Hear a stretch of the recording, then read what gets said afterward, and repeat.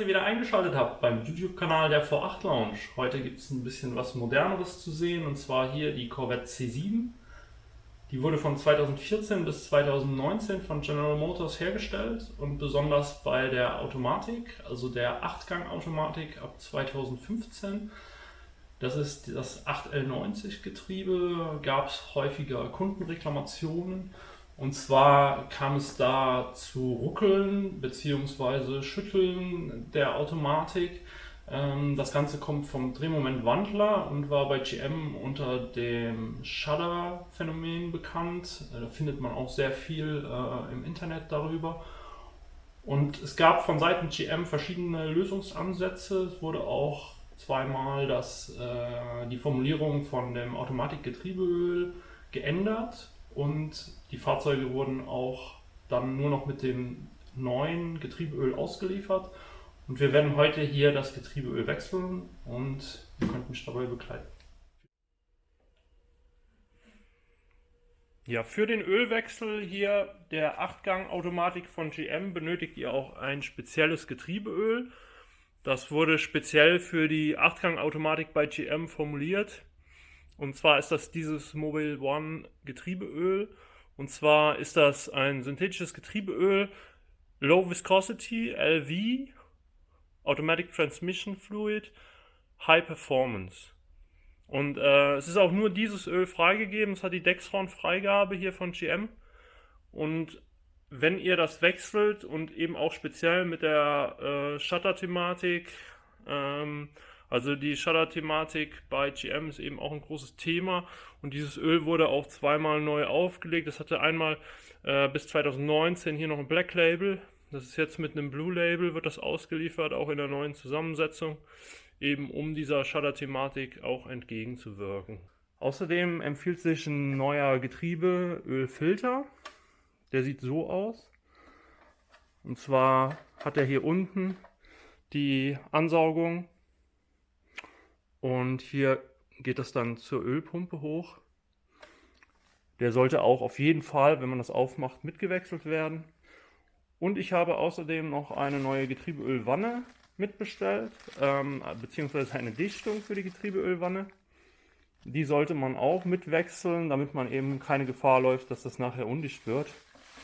Wenn die nicht kaputt geht, kann man die auch nochmal wiederverwenden. Es ist aber kein teures Teil, dementsprechend empfehle ich das einfach mitzubestellen, wenn ihr eh schon Ersatzteile bestellt. Ja, dann schwenke ich mal am besten nach oben hier zum Automatikgetriebe. Das sitzt hier hinten zwischen der Auspuffanlage bei der C7. Das ist jetzt die Ölwanne von der 8-Gang-Wandlerautomatik. Man sieht eigentlich auch, man kommt überall recht gut ran an die Schrauben. Die sind hier um die Ölwanne herum verteilt. Die einzigen Schrauben, die nicht so gut zugänglich sind, sind die hinteren hier. Und zwar sitzen die hier unter der Hinterachse. Die ganzen Schrauben hier haben einen 10 mm Kopf. Dementsprechend kann man da recht einfach mit dem handelsüblichen Werkzeug, was fast jeder auch in der Garage hat, diese Wanne öffnen. Ich löse jetzt nach und nach die einzelnen Schrauben.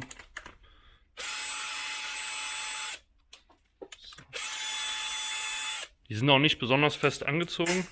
Ich gebe am Ende noch das Drehmoment durch, mit dem die Schrauben hier angezogen werden.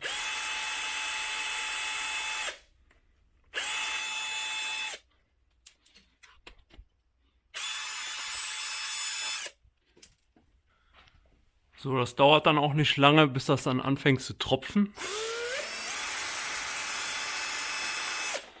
Also wie ihr seht hier, fängt das jetzt nach 5, 6 Schrauben schon an.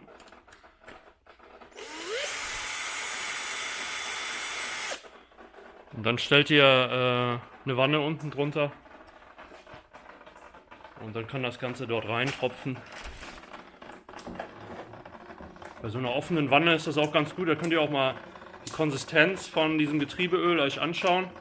Hier bei mir wird man da jetzt nichts vorfinden, weil wie gesagt, ich habe keine gravierenden Getriebeprobleme oder sowas gehabt.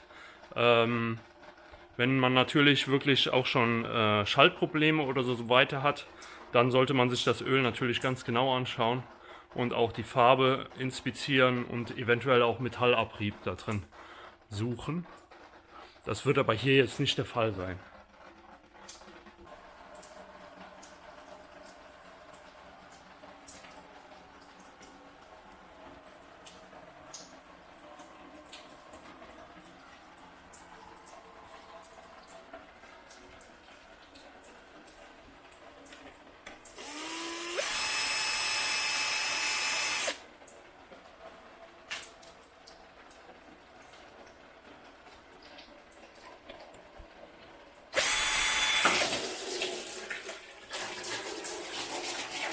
Ein bisschen Sauerei hat man immer, da kommt man nicht ganz drum rum,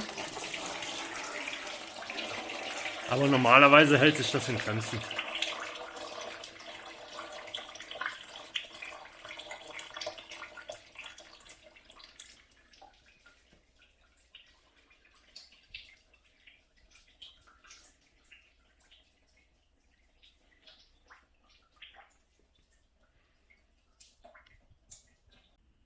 So, wie ich am Anfang gesagt habe, kommt man ja an alle Schrauben an der Getriebeölwanne recht gut dran, bis auf die hinteren.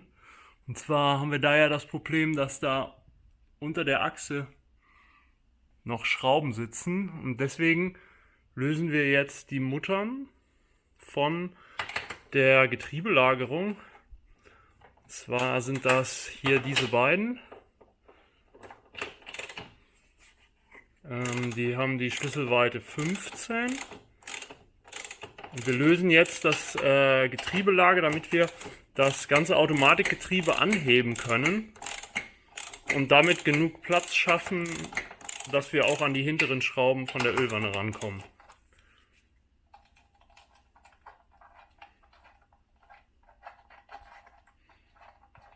Die gehen auch recht einfach auf, also sie sind nicht besonders fest angezogen. Und dann haben wir die Möglichkeit, das ganze Getriebe ein Stück zu heben. Dafür habe ich hier einen Getriebeheber schon mal hingestellt. Und da ist es aber ganz wichtig, dass man diesen Getriebeheber oben mit Gummipuffern puffert, weil man hebt jetzt an der Wanne das ganze Getriebe ein Stück an. Und wenn man da nicht aufpasst, kann es sehr leicht passieren, dass man die Wanne verbeult. Und deswegen sollte man da sehr vorsichtig vorgehen. Das hier bei mir ist jetzt nicht ideal, es funktioniert aber. Also die Wanne ist danach nicht eingedellt. Wenn ich das jetzt ohne diese Gummiblöcke machen würde, dann ist es allerdings so, dass sie ja halt Beulen dann hat und dann nicht mehr richtig aus dem Filter ansaugen kann. So, ich mache das jetzt auf beiden Seiten. Hier sind diese Muttern genauso. Die sind hier und hier.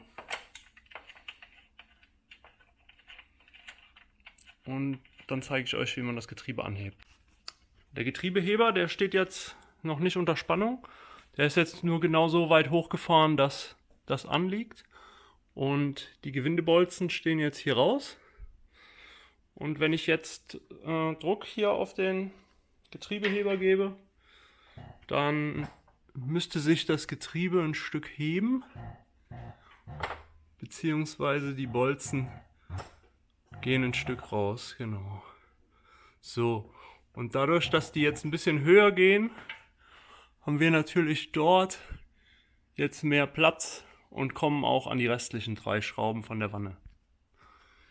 So, nachdem dann alle Schrauben raus sind, kann ich den Getriebeheber dann runterlassen.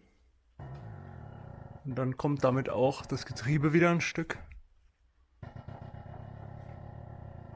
an die Ausgangsposition und die Wanne kommt dann auch runter, weil die nicht mehr fest ist.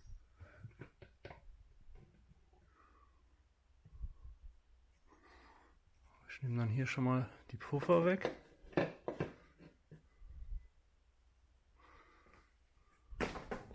So, ich nehme jetzt den Getriebeheber, lasse ich jetzt runter. Und dann sieht man auch von unten, jetzt die Filter und den Valve Body.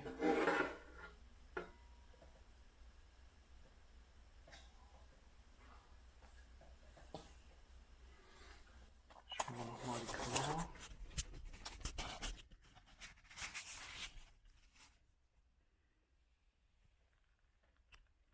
Kann man hier jetzt die Wanne sehen.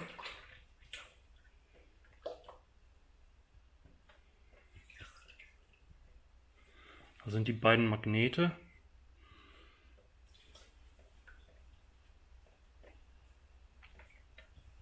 Sieht aber vom Abrieb sehr gut aus. Hier ist ganz wenig in der Wanne. Also alles im grünen Bereich. Ja, ich zeige jetzt noch mal kurz auch den Valve Body hier vom 8-Gang-Automaten. Da sieht man hier unten den Filter, den kann man, der ist hier, hat er das Ansaugrohr, da geht es zur Ölpumpe und der ist da reingedreht, so, es liegt auf dem Boden, kein Problem. Aber da sieht man hier die Ansaugöffnung.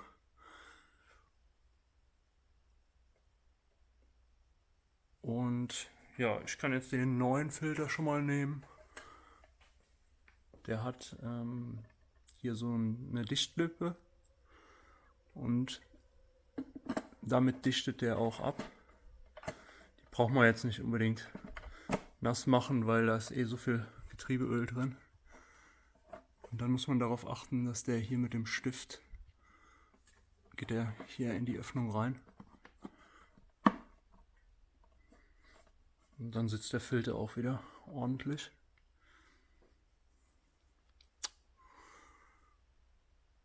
Ja, was ich sonst noch zeigen kann, ist hier oben. Ich gebe mal ein bisschen Licht dorthin. Da wird das neue Öl eingefüllt. Da ist so ein Stopfen dort oben drin, den kann man abheben. Und das werde ich auch als nächstes machen. Also die Wanne kommt jetzt gleich wieder drauf und dann wird das Ganze mit neuem Öl aufgefüllt. Ansonsten sieht das Ganze aber sehr gut aus. Wie gesagt, in der Wanne war kein Abrieb. Ich habe jetzt auch ja, keine Bedenken, dass da irgendwelche Probleme in dem Getriebe aufgetreten sind. Und deswegen kann man das Ganze ohne irgendwie weitere Inspektion wieder schließen. Ja, um an die Befüllung ranzukommen, braucht ihr so ein abgewinkeltes, flaches Stück, mit dem ihr diesen Nippel da oben rauf drücken könnt. Und wenn der draußen ist, dann kann man das Teil auch da rausdrücken. Das ist wie so eine Spreizniete, die das auseinanderdrückt. Ja, nachdem ihr die Ölwanne dann schön sauber gemacht habt und die neue Dichtung aufgelegt habt, könnt ihr die dann wieder ansetzen und mit den Schrauben dann einzeln wieder langsam anziehen, gleichmäßig.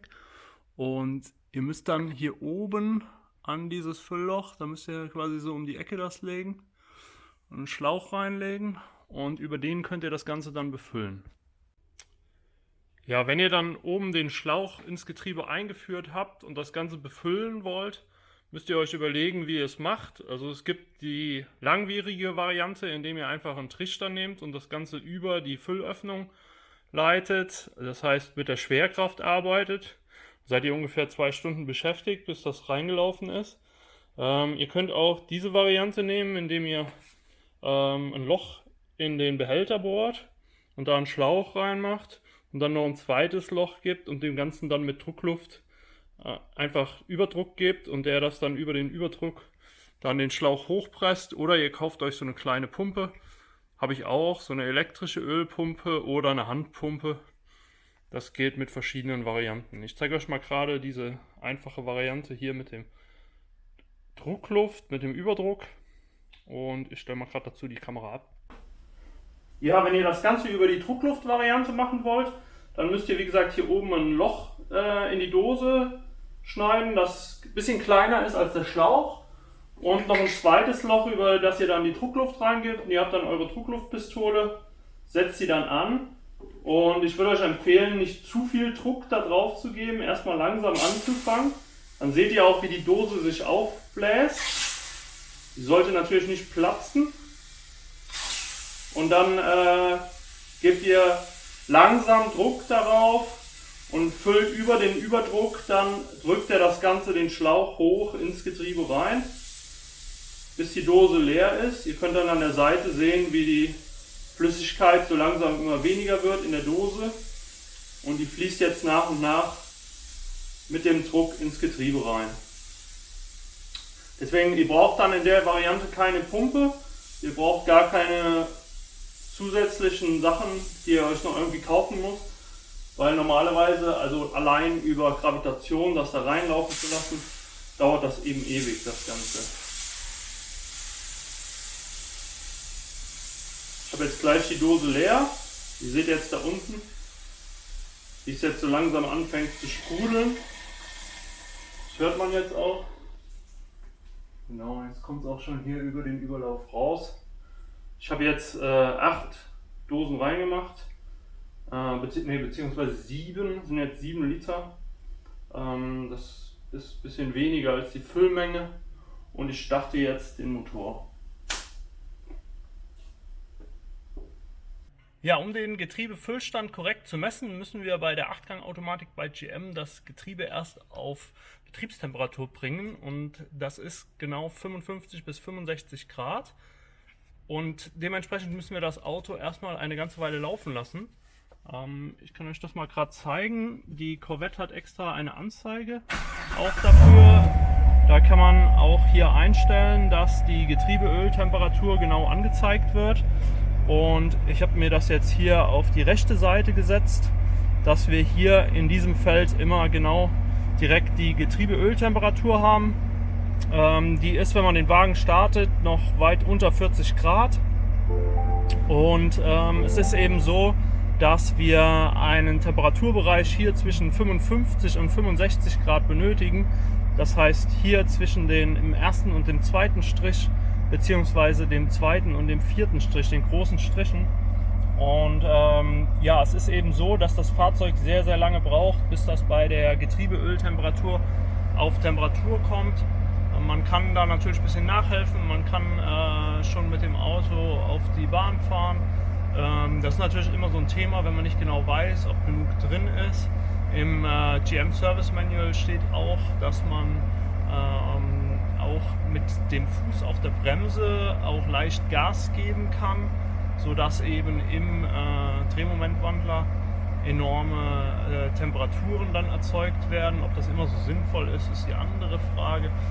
Die einfachste Variante ist einfach, den Wagen ewig lange laufen zu lassen. Irgendwann sieht man auch, dass sich die Nadel bewegt und die dann eben hier in den richtigen Getriebebereich, Temperaturbereich kommt. Ich kürze das jetzt ab und zeige euch gleich, wenn wir den Temperaturbereich erreicht haben.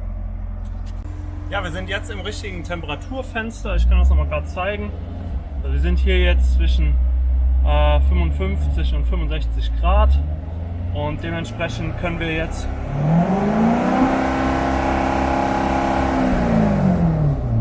ich habe den eben auch ein bisschen laufen lassen, ein bisschen höher drehen lassen, dadurch erreicht er dann schneller Temperatur und wir heben den Wagen jetzt hoch und können dann unten am Getriebe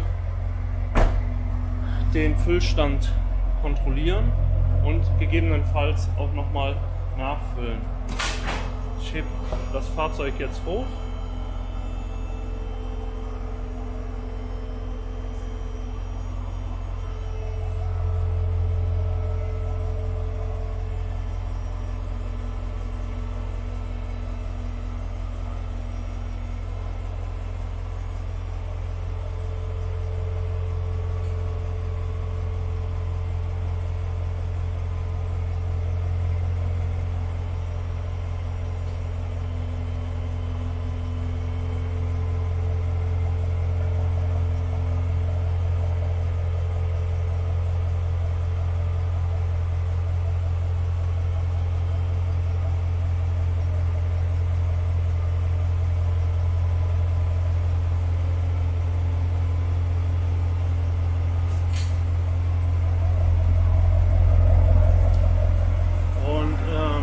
zeige es jetzt mal.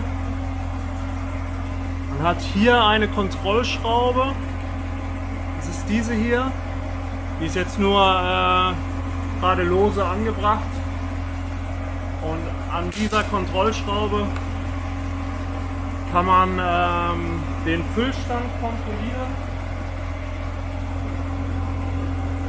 Man muss sie bei laufendem Motor rausdrehen. Und da sollte man natürlich auch aufpassen, dass man nicht die ganze Zeit seine Hand unter dem heißen Ölstrahl dann hat.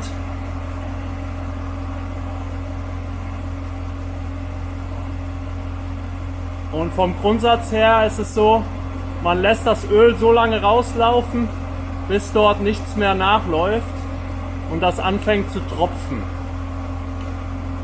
Und dann ist der Ölstand korrekt.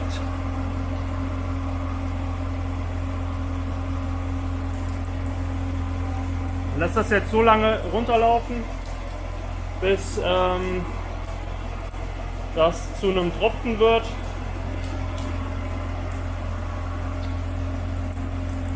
Das müsste jetzt gleich aufhören.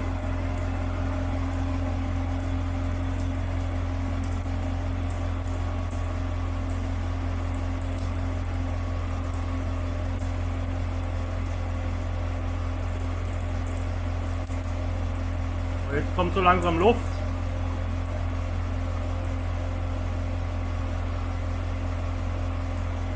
Und der Strahl wird jetzt immer dünner.